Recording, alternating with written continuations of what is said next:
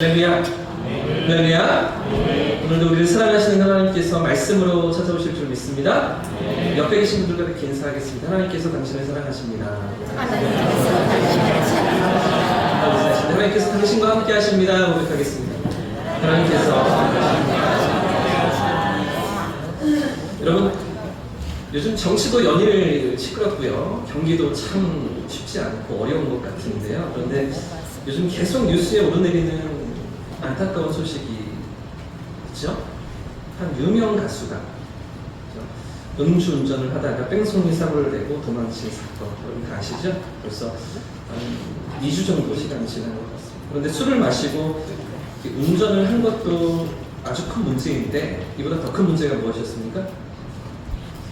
이 음주운전을 숨기려고 바꿔치기를 했다는 거잖아요. 운전자를 바꿔치기 하고 또 자기가 아닌 것처럼 그렇게 둘러대면서 이렇게 사건을 숨기려고 했는데 더 큰 문제는 또 이렇게 경찰 수사가 시작되고 음주운전인 게 또 이렇게 다 드러나는 것 같은데도 불구하고 그걸 다 거짓말하고 숨기면서 열흘 동안이나 공연을 이어갔다는 것 아닙니까? 내막을 이렇게 들어보니까 사실은 다 계약이 되어 있고 이 공연을 취소했을 때 수수료가 위약금이 어마어마하기 때문에 할 수밖에 없었다라고 얘기는 하지만 그런데도 불구하고 계속해서 자기의 음주운전을 속이고 거짓말하고 발뺌을 하면서 일주일 동안 그렇게 경찰 수사를 또 어렵게 만들고 열흘이 지나서야 음주운전을 시인하는 그런 사건, 여러분 다 알고 계시죠? 자, 그런데 이런 어처구니 없는 사건을 보면서 국민들이 갖는 허탈감이 무엇입니까? 이 가수가 기독교인이라는 것이죠. 예수를 믿는 청년이었다는 것입니다. 우리가 2주 전에도 세생축제를 했었지만요. 축제 당일에 이렇게 준비하면서 오셔서 좀 대기하시는 시간도 있잖아요. 그래서 그 시간 동안 영상을 틀어놓고 좀 준비하시도록 그렇게 만들지 않습니까? 근데 작년 세생축제 때 한 40분 정도 모든 영상이 누구 노래였습니까? 네. 작년 세생축제를 우리가 준비하면서 이 영상으로 이 가수가 부른 찬양들, 하나님께 노래했던 그 찬양들로 모든 영상들을 다 이렇게 준비했었는데, 그죠? 그래서 이번에도 사실은 작년에 오셨던 많은 초대받은 분들이 11시가 다 되어서 오시기도 하고 좀 늦게 오시기도 하셔서 그 영상을 많이 못 보셨거든요. 참 그래도 은혜롭게 부르고 감동적으로 부르는 장면들이 많이 있어서 제가 속으로 생각에 작년에 못 보신 분들이 많으니 한 번 더 보여드려도 되겠죠. 생각하고 있었습니다. 그래서 올해도 그냥 그 영상을 그대로 한 번 더 틀어드리려고 준비하고 있었는데 축제 일주일 전에 그 사건이 터진 거잖아요. 바로 직전에 그 사건이 있었던 것이죠. 뉴스에 막 나오기 시작하는데 그대로 틀어서는 안 되는 거죠. 교회를 나오시는 분들이 뭐라고 생각하실까 생각이 들어서 부랴부랴 세생축제 이틀 전에 새로 영상을 또 만들었습니다. 다른 가수들의 또 찬양하는 신앙을 가진 분들의 가수들의 찬양을 만들어서 급하게 영상을 또 준비하고 세생축제를 진행했던 그런 상황이었는데요. 아무튼 이 가수가 인생의 어려움도 있었고요. 부모님께 이혼하셨던 것 같고 또 할머니 손이 크면서 많이 어렵던 시간들을 지나고 그래도 믿음으로 이겨내고 신앙을 가지고 하나님 앞에 찬양했던 여러 자리들이 있어서 참 귀하게 보고 또 참 멋진 청년이다 이런 생각들을 가졌었는데 그런데 너무나 안타까운 사건이 지금 휘말려 들고 있는 거죠. 그런데 이 사건을 보면서 또 국민들이 갖는 분노가 또 있는 것 같습니다. 허탈감만 아니라 분노가 무엇이냐면 음주운전 뺑소니 사고를 내고서 태연하게 열흘 동안 이 공연을 이어갔던 거잖아요. 그렇죠? 물론 이 계약금, 위약금 이런 것들 때문에 어쩔 수가 없었다고는 하지만 어떻게 열흘 동안 거짓말로 둘러댈 수가 있었는지 이 사건을 바라보는 국민들의 실망감이 너무나 큰 것이죠. 뿐만 아니라 일부 극성 팬들이 이 사건을 이렇게 몰고 갔습니다. 보여주십시오. 댓글을 이렇게 막 달았는데요. 별일 아니다. 보이십니까? 조금 글씨가 작아서 보이실지 모르겠어요.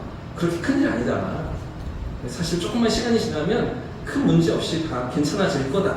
이렇게 말하면서 일부 팬들이 김호중 가수를 이름을 말해버렸네 제가 가수를 감싸기도 하고 막 이렇게 조금은 막 그것을 다 뒤엎으려고 숨기려고 하는 그런 이야기들 막 그러면서 살다 보면 그럴 수 있다 뭐 이런 댓글들 얼마나 지쳤으면 그랬겠느냐라고 하면서 또 이 방송이 가수 한 사람을 나락에 빠뜨리려고 부풀린 것이다 이런 글들입니다. 가수를 옹호하는 그런 글들을 막 올리면서 일부 강성 팬들의 그 무분별한 감싸기가 국민들에게 지탄이 되고 실망감을 안기는 것인데 여러분 이 팬들이 왜 이런 반응을 보이는 것입니까? 이 일부 극성 팬들이 왜 이렇게 반응하고 있는 것입니까? 여러 가지 이유가 있겠지만 제가 곰곰이 생각할 때는 왜곡된 시선으로 그 가수를 바라보기 때문이 아닌가 생각해봤습니다. 왜곡된 시선이 왜곡된 그 스타를 바라보는 기대감이 이렇게 팬심을 만들고 있는 것이죠. 상식적이고 이성적인 판단을 가지고서 아끼고 사랑하는 그런 가수일 수 있지만 실수에 대해서는 인정하고 잘못했다고 고백하고 떳떳이 반성하고 죄값을 물으면 되지 않겠습니까? 그런데도 불구하고 우리 가수는 그럴 리 없어. 우리 스타는 절대 그런 사람 아니야. 착오가 있었을 거야. 혹시 그런 잘못을 저질렀다고 해도 그래도 다른 사람들과는 달라. 뭐 이런 시선으로 바라보고 있는 것이죠. 이렇게 바라보다 보니까 문제가 더 심각해졌습니다. 문제가 문제를 낳고 그래서 이 죄가 더 큰 죄로 번져가는 그런 모습들을 우리가 보지 않으십니까? 여러분 오늘 본문에도 오늘 성경에도 이렇게 잘못된 시선을 가졌던 한 사람이 등장하고 있습니다. 평생 자신이 가졌던 그 신념과 그 믿음을 가지고서 최선을 다해서 열심히 달려왔던 그런 사람인데요. 근데 사실은 그 삶의 방향이 잘못되었던 것이죠. 너무나 잘못된 방향으로 나아갔던 그런 사람이 오늘 성경에 등장하고 있는 것입니다. 자신이 찾고 자신이 추구했던 그것과는 전혀 다른 길에 서 있던 그런 사람이 오늘 본문에 나타나고 있는데요. 여러분 누구입니까? 사울이라는 사람이죠. 여러분 근데 이 사울에게 있었던 그가 추구하고 달려왔던 이 사울에게 목숨보다 더 소중한 가치가 무엇이었습니까? 그가 붙들고 지금까지 달려왔던 그 삶의 가장 중요한 신념이 무엇이었습니까? 하나님이 주신 율법이었습니다. 그 하나님께서 이스라엘 백성들에게 주신 그 율법을 지키는데 모든 삶과 에너지를 다 쏟아붓고 있던 사울인 것이죠. 심지어는 사람을 죽이고요. 또 잡아 가두기까지 하면서 이 율법을 훼손하고 모독하는 자들은 다 없어져야 된다.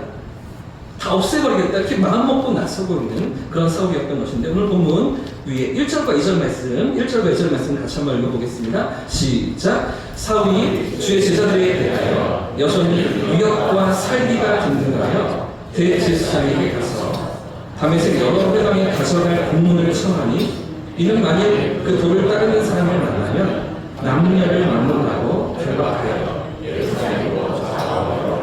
그럼 지금 왜 사울이 다메섹이라는 곳으로 달려가고 있습니까? 1절을 보시면 지금 사울이 도끼와 살기를 띠고서 이 다메섹을 향해 쫓아가고 있는데요. 여러분 무엇 때문입니까? 그리스도인들을 잡아 가두기 위함이었습니다. 그리스도인들이 율법을 모독하고 하나님의 이름을 짓밟으며 성전을 유린하고 있다고 생각했기 때문에 그래서 자신이 그토록 소중하게 여기는 신앙 이 율법을 훼손하는 자들을 완전히 없애야겠다. 제거해야겠다. 이렇게 생각하면서 다메섹으로 쫓아가고 있는 것이죠. 그런데 이런 사울에게 문제가 하나 있었습니다. 그것이 무엇이냐면 지금 예루살렘에서 도망친 그리스도인들이잖아요. 계속해서 살펴봤던 것처럼 그죠? 스데반 집사님이 순교하시고 그로 말미암아 예루살렘 교회에 큰 핍박이 일어나면서 성도들이 모든 지역으로 흩어져 나아가게 되는데 자, 그 그리스도인들이 숨어든 곳이 어떤 곳들이었습니까? 유대를 넘어서 사마리아 땅까지 숨어가고 있었죠. 사마리아도 넘어서 이방 땅에까지 숨어들고 있는 그런 상황들이 벌어지고 있었습니다. 그래서 스데반 집사님의 순교로 큰 핍박이 일어나고 모든 성도들이 흩어질 때에 그때 성도들이 어떻게 흩어지고 있는가 8장 1절 말씀해 보시면 사도 외에는 사도들 예수님의 제자들 외에는 다 유대와 사마리아 모든 땅으로 흩어졌다. 라고 성경이 기록하고 있는 것이죠. 그러니까 예루살렘을 떠나서 모든 유대 지역으로 흩어지기도 하고요. 뿐만 아니라 이방인의 땅이라고 여겨졌던 사마리아 지역까지.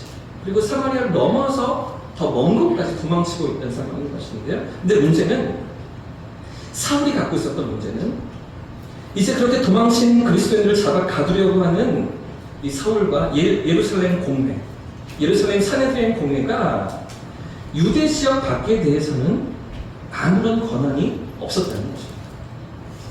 그들이 잡아 가둘 수 있는 권한은 예루살렘 지역, 예루살렘 그 지경, 아니요, 유대 지역까지, 거기까지만 할 수 있던 권한이 있었고, 그 너머는 그들의 손이 미칠 수가 없었던 것이죠. 당시에 로마 제국은요, 식민지를 지배하면서 그 식민지 사람들의 반란을 막기 위해서 여러 식민지들의 종교와 자치 활동을 허용하고 있었는데요. 그러니까 로마 제국이 식민 지배를 받고 있긴 하지만 그래도 종교적이고 정치적인 자치권이 그들에게 있었습니다.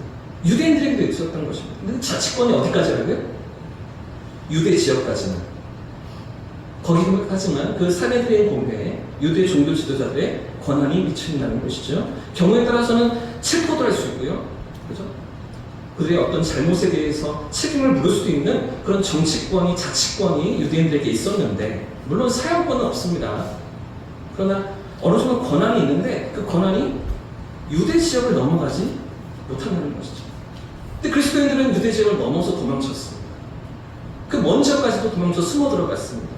그런 상황 가운데 이런 하나님의 율법을 지키고 율법을 모독한 사람들을 잡아 가두는데 특심이었던 사울이 어떤 방법을 취하게 됩니까? 공문을 보내는 것입니다. 그 이방 지역에 있는, 사마리아 지역에 있는 그 회당들의 공문을 보내서, 편지를 써서 공문을 보내서 그 예수를 그리스도라고 주라고 고백하는 자들을 잡아 가져가. 그럼 내가 가서 그들을 데려다가 예루살렘에 가두고 더 이상 이 이야기를 하지 못하게 저들을 다 없애버리겠다 생각하는 것이죠. 오늘 본문의 성경을 보시면 다메섹에만 보낸 편지를 언급하고 있지만 아마 다른 지역들에게도 다 공문을 보냈겠죠. 편지를 보냈을 것입니다. 그리고 이제 사울이 편지를 보낼 뿐 아니라 이 다메섹이라는 지역으로 쫓아가면서 자신이 그들을 잡기 위해 추격해 나아가고 있는데요. 이 다메섹은 예루살렘으로 북쪽에 280km 정도 떨어져 있는 그런 도시입니다. 지도를 보시면 이렇게 되어 있는데, 지금도 많은 사람들이 모여 살고 있는 역사상 가장 오래된 도시 중에 하나가 다메섹, 다마스커스입니다. 여기는 어떤 지역이냐면 동쪽의 메소포타미아 지역에서부터 서남 쪽에 있는 이집트 지역으로 이어지는 그 길목의 도시가 있었습니다. 그런 다메섹 도시였기 때문에 많은 물자들이 오가고요, 많은 상인들이 오가는 그런 교통의 요충지가 바로 다메섹이었던 것이죠. 그러니까 여기 아마 그리스도인들이 많이 숨어들었을 것이다 생각하면서 사울이 그곳으로 쫓아 올라가고 있던 것입니다. 아마 거기도 흩어진 유대인들이 이미 살고 있었고요. 또 예루살렘에서 쫓겨간 유대인들이 그들에게 또 복음을 전하고 예수를 전하고 그들이 회개하고 예수를 만나고 구원의 복음을 경험한 그런 일들이 일어나지 않겠습니까? 그런 사람들을 잡아들이기 위해서 사울이 쫓아가고 있는 것입니다. 그러면 여러분, 사울이 지금 왜 이렇게까지 하는 것일까요? 왜 이런 엄청난 열심으로 280km 이 먼 거리를 쫓아 올라가고 있는 것입니다. 왜 그리스도인들을 잡아 가두려고 하는 것입니까? 이유가 무엇일까요? 함께 따라해 보겠습니다. 하나님을 위한다고 생각했기에. 한번 더요. 하나님을 위한다고 생각했기에. 그렇습니다. 하나님을 위하는 일이라고 생각했던, 이 일이 바로 하나님 기뻐하시는 일이라고 사울은 생각했던 것입니다. 교회를 박멸하고 성도들을 완전히 없애버리는 것이 하나님의 뜻이라고 그는 생각했던 것이죠.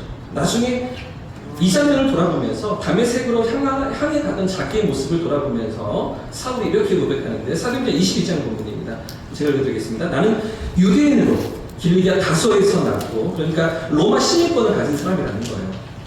당시에 아주 특별한 어떤 그런 권한과 그런 어떤 배경과 금수저로 태어난 그런 자신이라는 것이죠. 유대인이지만 길리기아 다소에서 로마 시민권을 가지고 태어났고, 이 성에서 살아 가말리의 문화에서, 이 성은 어떻게 보면 예루살렘 성입니다.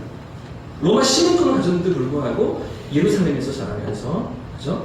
가말리의 문화에서 우리 조상들의 율법의 엄한 교훈을 받았고, 구약의 모든 그 율법을 배우고 통달하고 그 말씀 앞에서 자라왔던 자신이라는 거죠. 오늘 너희 모든 사람처럼, 유대 종교 지도자들입니다. 너희처럼 하나님께 대해서 어떻다고요? 열심히 있었다는 거죠. 하나님을 향한 열심으로 내가 살아왔다는 것입니다. 그러면서 내가 이 도를 박해하여, 이 도가 무엇입니까? 예수 그리스도의 복음입니다. 십자가의 복음입니다. 이 예수님의 복음을 박해하여, 핍박하여 사람을 죽이기까지 하고죠. 스데반이 죽는데 그 앞에 증인 노릇을 했었잖아요. 이 재판이 이 처벌이 정당하다. 이 스테반을 죽여도 괜찮다라고 증인 노릇을 하면서 그 앞에서 가평 투표를 진행했던 그런 사람이 사울이었습니다. 사람을 죽이기까지 하면서 남녀를 결박하여 목에 어떻다고요? 이미 넘겼습니다.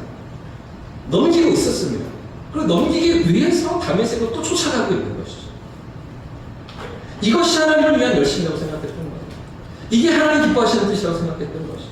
사람을 죽이면서까지라도 그것이 하나님 원하시는 일이라고 사람은 생각했던 거죠. 빌립보서 3장 말씀에도 보시면 이렇게 고백하는데요. 나는 난지 8일 만에 할례를 받았다. 유대인 중에 유대인이라는 거예요. 이스라엘 족속이요. 베냐민 지파요. 히브리인 중에 히브리인이요. 율법으로는 바리새인이다. 열심으로는 교회를 박해했다. 아주 열심히, 아주 열정적으로, 그렇죠? 이게 하나님의 뜻이라고 생각하면서 교회를 박해하고 율법의 의로는 때가 흠이 없다. 누구도 나에게 그렇죠? 책망할 수 없는 그런 열심을 가지고 내가 살아왔다. 자신의 이야기를 하고 있는 건 아니겠습니까? 자, 근데 여러분, 왜 사울이 이렇게 열심히 교회를 치던하고 교회를 핍박했던 것입니까? 그 일이, 그 핍박이 율법을 지키며 율법을 준수하는 하나님의 뜻이라고 사울은 생각했던 것이죠. 그러나 그 사실 그가 쫓아가던 그 길은 전혀 하나님과 정반대 길인데도 불구하고 바로 여기가 하나님 원하시는 것이죠. 바로 이것이 하나님 원하시는 뜻이라고 그 먼 거리를 쫓아 올라가면서 분노와 적개심을 가지고 달려가고 있었던 것입니다. 하지만 여러분, 이런 사울의 문제가 무엇입니까? 이 모든 열심과 열정이 왜 잘못된 것입니까? 하나님의 뜻과 정반대로 가고 있었기 때문이죠. 하나님의 뜻을 완전히 거스르고 있었기 때문입니다. 여러분, 제가 한 달 전에 한 달 전 이 시간에 소개했던 KBS 뉴스 보도가 하나 있습니다. 파키스탄에서 수많은 사람들이 몰려들어서 한 여성을 죽이겠다고 위협하는 그 장면 여러분 기억나십니까? 그렇죠? 그때 제가 사진으로 뉴스 몇 것을 보여드렸었는데요. 이번에 영상을 제가 찾았습니다. 똑같은 장면인데 영상을 잠깐 보시면요. 실제 상황이 더 아주 심각하더라고요. 잠깐 같이 2분 정도 되는데요. 이렇게 보시겠습니다.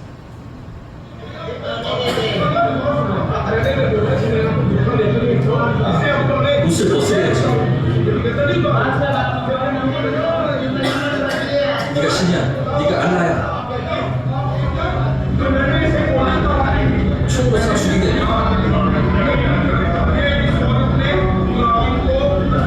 코란을 무시했어. 의도를 가지고 이렇게 했다.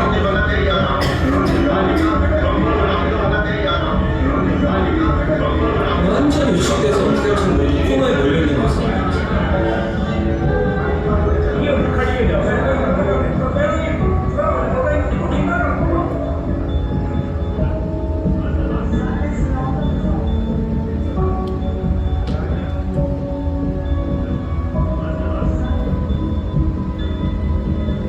이건 옷 때문이었습니다.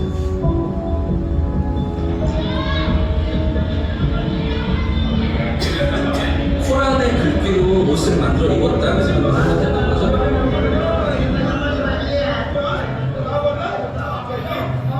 신성 모독이라고 해요.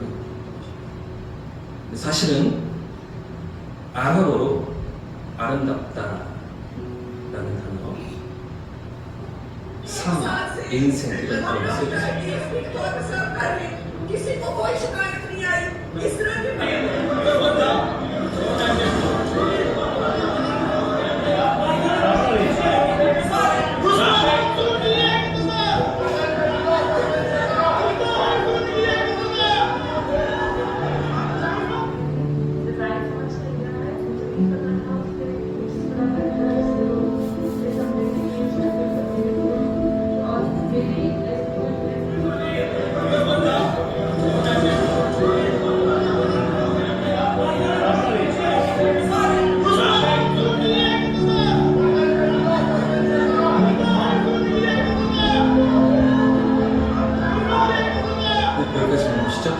올해 2월 달에 있었던 뉴스.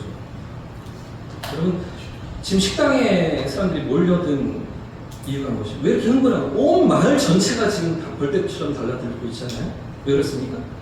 자신들의 신을 모독했다고 생각하는 것이죠.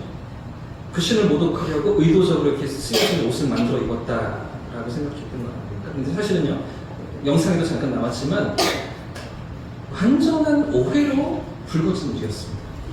전혀 사실이 아니었습니다. 그러니까 영상에 나온 이 옷 보여주십시오. 사진에 이 옷이 문제잖아요. 근데 이 옷에 뭐라고 쓰여져 있습니까? 이 정도 다 알아보시죠? 할와라는 단어와 하야라는 두 개의 단어가 쓰여져 있습니다. 할와는요, 아름답다, 달콤하다, 사탕 등을 의미하는 단어이고요. 하야라는 단어는 인생, 삶이라는 뜻입니다. 이게 무슨 말입니까? 아름다운 인생, 달콤한 삶. 이게 주를 의미입니까, 이게? 목숨이 위협받을 일입니까? Beautiful life 이렇게 적어놓고 다니면 큰일 나겠죠. 문제는 이 아랍어입니다. 아랍어 꼬불꼬불 하잖아요. 파키스탄 사람들이 쓰는 우르두어라는 언어가 다릅니다. 자기들의 모국어가 아니에요. 그 사람들도 모르는 말이에요. 아랍어가 한 얘기가 아니에요. 모르는 이야기를 어떤 한 사람이 저거 코란에 있는 글귀를 옷에다 적어놨어. 한 사람이 그렇게 한 거죠. 그러자 그 주변에 있던 사람들이 달라들면서 너 왜 그 옷을 입었어? 벗어. 너 왜 코란을 모독했어? 너 죽어. 너 총 맞아야 돼. 이렇게 달려들고 있는데 온 동네가 벌떼처럼 달라들어서 죽이겠다고, 그죠? 목숨을 위협하고 있는 건 알겠습니다. 사랑하는 여러분, 왜 이런 일이 벌어지고 있습니까? 왜 이런 말도 안 되는 일이 벌어지는 것입니까? 더 퍼놓고 믿기 때문에. 제대로 알아보려고 하지도 않고 사람들이 하는 이야기만 듣고서 거기 그냥 끌려다니고 있는 것이죠. 누군가 저 여자가 코란을 모독해서 신성을 모독해서 이렇게 하니까 그게 사실인 줄 알고 다 같이 달려들어서 보십시오. 아무도 옷에 뭐라고 적혀있는지는 실제로 알지 못했다는 거죠. 여러분, 우리가 하나님 말씀을 왜 알아가야 됩니까? 왜 주일마다 양육 모임을 가지면서 오후 시간에 이 훈련을 진행하는 이유가 무엇입니까? 성장반, 교리 공부, 어성경이 읽어지는 제자 훈련. 우리가 사역이 많아지고 있잖아요. 제가 이제 작년 올해 섬기면서 갈수록 뭔가 일들이 많아지고 모임도 많아지고 주일에 이렇게 장로님들하고 일정을 조정해야 될 정도로 그렇게 모임이 많아져가지고 시간도 너무나 촉박한데, 그런데도 불구하고 오후 시간을 쪼개어서 우리가 말씀을 배우고 말씀 앞에 나아가는 이유가 뭐예요? 덮어놓고 믿어서는 안 되기 때문에, 내가 믿고 싶은 대로 믿으면 안 되기 때문이죠.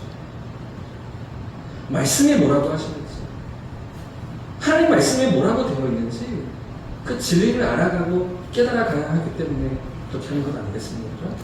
오늘 우리를 향하신 하나님의 뜻과 계획이 무엇인지, 그렇죠?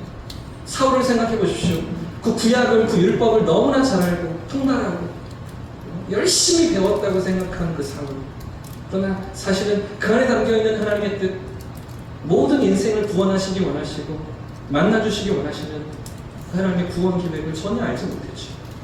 그죠? 율법을 지키는 것, 삶으로 열심히 노력하는 것, 그게 하나님의 뜻이라고 생각했던 거죠. 사실은 오실 메시아를 바라보면서 구원자로 오실 예수 그리스도를 향하여 너희의 믿음이 나아가길 원하셔서 율법도 주셨고 구약도 주셨는데도 불구하고 사울은 전혀 그것들을 이해하지 못한 채 여전히 율법에 매여서, 거기에 매여서 그것이 전부인 양 살아가고 있지 않았습니까? 사랑하는 여러분, 올바로 주님을 알아가는 성도님들 되시길 축복합니다.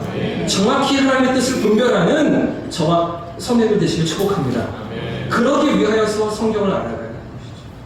말씀을 배워야 하는 것이죠. 말씀 앞에 부지런히 나아가는 것이죠. 아침마다 성경을 통독하면서 우리가 주일마다 모여서 말씀을 알아가는 이유는 바로 여기 있는 것입니다. 하나님의 뜻이 무엇인가, 하나님의 기뻐하시고 선하시고 온전하신 뜻이 무엇인가를 우리가 알아야 하기 때문이죠. 그런가 하면 이렇게 왜곡되어 있고 잘못되어 있던 사울을 우리 주님이 또 찾아오신 이유가 무엇 때문입니까? 왜 그의 삶에 우리 주님께서 찾아오고 계십니까? 한 번 더 따라해 보겠습니다. 하나님을 위해 쓰임받아야 하기에. 그렇습니다. 하나님을 위해서 쓰임받아야 하겠기에 지금 예수님께서 그의 삶에 간섭하시고 그의 인생길에 찾아오고 계시는데요. 이런 사울인데도 주님이 어떻게 쓰십니까? 이런 사울을 주님이 어떻게 쓰시기 원하십니까? 십자가와 복음을 위한 위대한 증인으로, 그죠? 위대한 복음의 사역자로 사울을 사용하지 않으십니까? 그래서 잘 아시는 것처럼 3절 이하의 말씀, 오늘 본문의 3절 밑에 이어지는 말씀이 강한 빛으로 찾아오신 예수님의 사건입니다. 이렇게 어긋난 길로 나아가고 덮어놓고 믿고 자기 믿고 싶은 대로 믿던 사울을 강한 빛 가운데 찾아오시고 그 인생 가운데 개입하시는 예수님의 모습을 3절 이하가 우리에게 보여주고 있는데요. 여러분, 근데 우리가 보통 이 사도행전 9장에 사울이 다메섹 도상에서 예수님을 만난 이 사건을 생각할 때마다, 이 성경을 읽을 때마다 우리가 선입견처럼 가지고 있는 생각이 있는 것 같습니다. 우리가 조금은 성경하고 다르게 잘못 알고 있는, 잘못 기억하고 있는 부분이 있는 것 같습니다. 그것이 무엇이냐면, 사울이 이 다메섹을 향해 가고 있었을 때 그때 예수님이 찾아오셨죠, 그죠? 몇 가지는 정확하죠? 근데 바로 그 자리에서 사울이 회심했다고 우리는 생각하는 거죠. 바로 그 순간 그가 회심하며 그 삶이 변화되었다라고 보통 우리는 생각한다는 거죠. 근데 그렇지가 않습니다. 여러분 생각해 보십시오. 버티고 서 있을 수 없을 만큼 강력한 빛으로 예수님께서 찾아오고 계시잖아요. 그리고 생생한 음성을 들려주십니다. 사울아, 사울아, 왜 나를 박해하느냐? 이렇게 예수님께서 말씀하지 않으십니까? 그런 놀라운 기적을 빛으로, 음성으로 찾아오시는 예수님을 사울이 경험하긴 했지만, 그러나 여러분 생각해 보십시오. 그리고 그 순간에 바로 사울이, 그렇네요, 예수님. 제가 예수님을 따르겠습니다. 지금까지 살던 삶을 다 뒤로 하고, 정반대의 길로 제가 나아가겠습니다. 이렇게 했을까요? 여러분, 그 길을 위해서 사울이 어떤 심정이었을까요? 그 빛으로 찾아오신 예수님 앞에서 사울이 어떤 모습이었겠습니까? 엄청 혼란스러웠겠죠. 내가 생각했던 건 그게 아니었는데, 내가 붙들고 있던 건 이게 아니었는데, 지금까지 율법을 의지하며 율법을 지키면서 율법 때문에 내가 이렇게 열심히 살아온 내 그동안의 삶은 무엇인가? 모든 혼란스러움과 당황스러움이 밀려오지 않았겠습니까? 지금도 예수 믿는 사람들 잡아가지고 죽였습니다. 핍박하고 괴롭히는데 온 힘을, 모든 삶을 기울였는데, 근데 예수님 찾아오셨잖아요. 내가 대적하고, 내가 핍박하고, 내가 싫어하고, 증오하고, 미워하던 그분이 내 앞에 찾아오셨는데, 이제 어떻게 해야 됩니까? 나는 어떻게 해야 되는 거죠? 완전히 충격에 빠지지 않았겠습니까? 두려운 마음이 밀려오지 않았겠어요? 그렇게 열심히 예수님을, 그죠? 박해했는데, 예수님 찾아오셨잖아요. 어떻게 해야 되는 거죠? 그리고 그 예수님께서 찾아오셔서 하신 말씀이 무엇입니까? 6절 말씀 같이 한번 읽어보겠습니다. 6절입니다. 시작. 너는 일어나 시내로 들어가라. 내가 행할 것을. 지금 예수님 말씀이 무엇입니까? 시내로 들어가라고 하시죠? 그리고 그것에 아나니아라는 선지자를 주님이 준비해 놓으셨는데, 여러분 지금 예수님께서 사울에게 하시는 일이 무엇입니까? 사울에게 무엇을 주고 계시죠? 시간을 주고 계십니다. 시간을 허락하고 계십니다. 자신의 삶을 돌아보고 걸어온 길을 돌아보는 그런 시간을 갖도록 사울을 이끌어 가시는데요. 구절을 보시면 며칠 동안이나 이렇게 됐냐면 사흘 동안입니다. 사흘. 3일 동안을 보지 못하며 먹지도 못하고 있는 가운데 사울이 이 시간을 보내게 되는데요. 여러분 상상이 되십니까? 평생을 추구하던, 근데 모든 삶을 쏟아부으며 달려왔던 그 삶의 목적이 잘못된 것이었어요. 틀린 것이었어요. 그리고 내가 그토록 증오하고 싫어하던 그분이 나를 찾아오셨네. 그 앞에서 3일 동안 사울이 어떻게 지냈을까요? 눈도 보이지 않습니다. 9절 말씀을 보시면 눈은 보이지 않는 것이지만 먹고 마시는 것을 그가 의도적으로 끊어버립니다. 먹지 않습니다. 마시지도 않습니다. 완전히 방에 틀어박혀서 두려워하며 충격 가운데, 공포 가운데 사울이 떨고 있던 것인데 넋이 나갔겠죠? 너무나 놀라고 두려움에 빠져서 어찌해야 될지를 모르는 그런 상황으로 3일을 지냈다는 거예요. 그렇게 악랄한 짓을 벌여놓았으니, 어마어마하게 펼쳐놓았으니 이제 어떤 처분이 돌아올지 알 수가 없는 물은 아니겠습니까? 자, 그런데 이런 사울에게 예수님은 아나니아 선지자를 보내시면서 하시는 말씀인 것입니다. 뭐라고 그에게 말씀하실까? 15절과 16절 말씀인데요. 같이 한번 더 읽어보겠습니다. 시작. 주께서 이르시되 가라. 이 사람은 내 이름을 이방인과 임금들과 이스라엘 자손들에게 전하기 위하여 택한 나의 그릇이다. 그가 내 이름을 위하여 얼마나 고난을 받아야 할 것을 내가 그에게 보리라. 지금 이 대목은요, 아나니아 선지자에게 하시는 말씀입니다. 주님께서 아나니아를 찾아가셔서 그를 설득하시고, 아나니아가 못 간다고 하거든요. 사울이 얼마나 흉악한 놈인데 저를 거기로 보내십니까? 저는 갈 수가 없습니다. 이렇게 막 내빼거든요. 그럴 때 설득하시면서 아나니아에게 하시는 말씀이 오늘 15절과 16절이잖아요. 이 사람은, 사울은 내 이름과 내 복음을 위하여 이방인들에게, 임금들에게, 이스라엘 자손들에게 그 복음을 전하도록 택한 나의 것이다 라고 말씀하시는 것이죠. 이런 사울인데도 불구하고, 이런 어긋난 길로 나아가던 사울인데도 불구하고 주께서 쓰시기를 기뻐하셨던 것이죠. 주님이 사용하시기를 원하셨던 것이죠. 이제 예루살렘을 넘어서 온 유대와 사마리아 땅까지 복음이 확장되고 있었죠. 근데 이제 사마리아를 넘어서 땅끝으로 향해 복음이 나아가는데 누가 쓰임받습니까? 이 사울이죠. 나중에 이제 사울의 이름이 사도 바울로 바뀌게 되잖아요. 사도 바울이 되어서 1차, 2차, 3차 전도여행을 통해서 4차 전도여행까지 로마로 향하고 결국에는 땅끝이라고 당시에 여겨졌던, 그렇죠? 서바나까지, 스페인까지 복음을 증거하는 그런 복음의 뜨거운 사역자로. 여러분 보십시오. 열정은 여전히 살아있습니다. 열정은 여전히 남아있습니다. 그러나 방향이 달라져 있는 거죠. 지금까지 달려왔던 그 삶에 비해서 전혀 다른 길로, 정반대 길로 달려가면서 위대한 복음의 증인으로 쓰시기 원하시는 거죠. 이런 사울을 찾아오시면서 하나님을 위해서 쓰임받는 삶으로 그를 비춰가시는 그런 모습이 오늘 구상에 나타나고 있는 것 아니겠습니까? 여러분, 오늘 본문이 우리에게 주고 있는 메시지가 무엇일까요?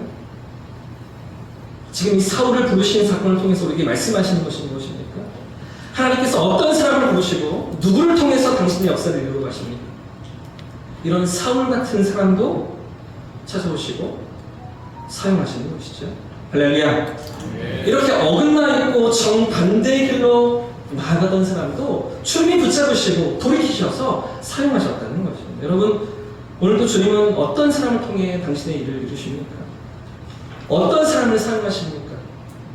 제대로 주님을 만난 사람, 제대로 그 인생이 주님을 만난 사람, 그런 사람을 통해서 당신의 뜻을 이루시는 것이죠. 덮어놓고 믿는 사람들이 아닙니다.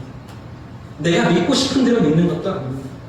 성경이 가르쳐주고 말씀이 계시하고 있는 그 진리 앞에 부지런히 나아가는 사람들, 그 말씀 앞에서 끊임없이 우리 자신을 돌아보면서 하나님의 뜻을 분별하는 사람들. 우리가 믿는 신앙은, 우리가 붙드는 신앙은, 그렇죠? 말씀에 근거한 것이죠.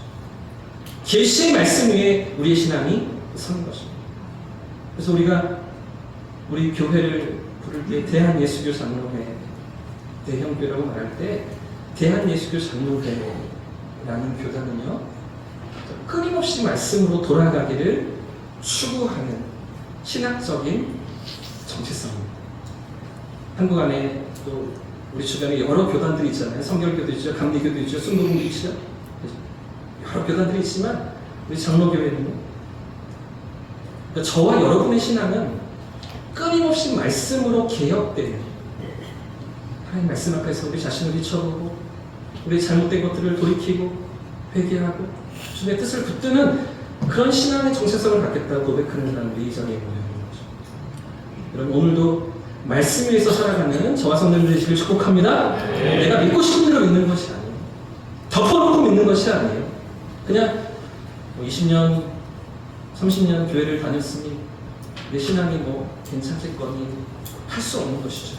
끊임없이 말씀 앞에서 우리가 믿음의 길로 나아가고 주님의 뜻을 분별하는 저와 성도님들 되시기를 예수님으로 축복합니다. 여러분, 미국 뉴욕에 가시면 리디머 교회라는 아주 요즘에 핫한 아주 유명한 교회가 있습니다. 아주 역동적인 교회로 교회 건물이 이렇게 생겼습니다. 지금 리디머 교회 팀 킬러 목사님이시고요. 주택과 그 사이에 주택 건물을 개조해서 예배당으로 만들고, 이게 교회입니다. 십자가도 없어요. 간판도 제대로 없어요. 이런 데서 지금 수많은 젊은이들이 회심하고 예수 그리스도의 복음을 듣고 주기로 돌아온 역사들이 일어나는데, 띵키러 목사님은 작년에 소천하셨고요. 제가 재작년에 이제 그 미국에 공부하러 신학교 가면서 그 신학교에서 리디머 교회 한 2시간 거리에 있었거든요. 차로 2시간 만에 갈 수가 있어서 꼭 한번 가보고 싶었는데 2주 동안 공부하는데 일정이 전혀 안 나는 거예요. 너무 아쉽게도 가보지 못했는데 이 교회가 아주 요즘에 많은 영향력을 끼치고 뉴욕이면 어떻습니까? 뉴욕, 미국 뉴욕 세계 경제 수도잖아요.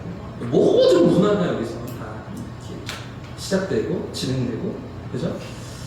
그런데 이 교회 가운데 이 목사님이 사역들을 감당하시면서 정말 여러 책들을 냈습니다.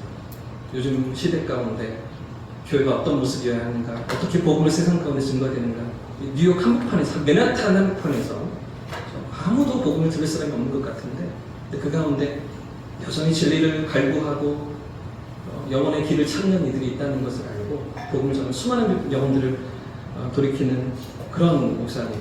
여러 가지 책들을 쓰셨는데 그 중에 이 책을 소개하려고 이 책. 내가 만든 신이라는 책이 있습니다. 제 책상에 꽂혀 있는 책인데요. 이 책의 내용 중에 이런 글이 있습니다. 한번 읽어드릴게요. 들어보십시오. 성경의 핵심 원리는 결국 성경이 말하고자 하는 것은 우상 숭배를 배격하는 것입니다. 그렇죠? 그래서 성경에는 우상 숭배의 무수한 형태와 참담한 결과를 보여주는 이야기들이 가득합니다. 예를 들면 이집트를 비롯해서 그리스와 로마는 모든 것을 우상으로 만들었습니다. 그렇죠? 이집트도 마찬가지로 10가지 재앙이 다 그 애국의 신들이었잖아요. 그리스와 로마 신은 아시죠? 다 이렇게 동상을 만들어 놓고, 그죠? 다 신들이고 신과 뭐 인간이 뭐 이렇게 되는 그런 스토리들 아니겠습니까? 다 우상으로 만든 거죠. 그죠? 사도행전에도 사도 바울이 아덴에 갔을 때 말 그대로 우상 천지였음을, 아테네가 우상의 번거지였던 거죠. 오늘 현대인이 선택하는 가짜 신, 우리에게는 어떤 우상이 있는가? 나에게는 어떤 우상이 있는가? 자식, 사랑, 쾌락, 그렇죠? 돈, 물질, 성공, 권력, 이데올로기 이런 것들이 우리 우상이라는 거예요. 과연 인간의 마음은 우상의 대량 생산 공산입니다. 그러므로 우리 안에 있는 우상을 배격하고 우리를 위해 생명을 주신 예수님만을 주인으로 섬겨야 합니다. 네, 이런 분입니다. 사울에게 있어서 우상이 무엇이었습니까? 율법이었습니다. 율법의 의였습니다. 율법을 지키는 자기의 의로움, 이게 의롭임이었던 거죠. 어쩌면 그의 명예라고 볼 수도 있었던 것 같아요. 여러분은 어떤 우상을 갖고 계십니까? 하나님보다 더 높아서 있는 것, 하나님보다 더 중요하게 생각하는 것, 그게 우리의 자녀이든 우리의 성공이든 우리의 돈이든 나의 명예이며 경험이든 그 어떤 것이든 하나님보다 더 높아져 있다면 우상이라고 성경이 말하고 있는 것이죠. 여러분, 어느새 6월을 우리가 시작하고 있습니다. 이제 본격적인 여름을 맞이하면서 우리의 믿음이 우리 우상을 내려놓고 하나님 앞에 더 진실하게 나아갈 수 있기를 축복합니다. 우리의 생각을 꺾고요, 우리의 고집을 내려놓고 말씀의 인도하심을 따라서, 말씀의 이끄심을 따라서 저와 여러분의 삶이 나아가는 그런 여름 되시기를 주님의 이름으로 축복합니다.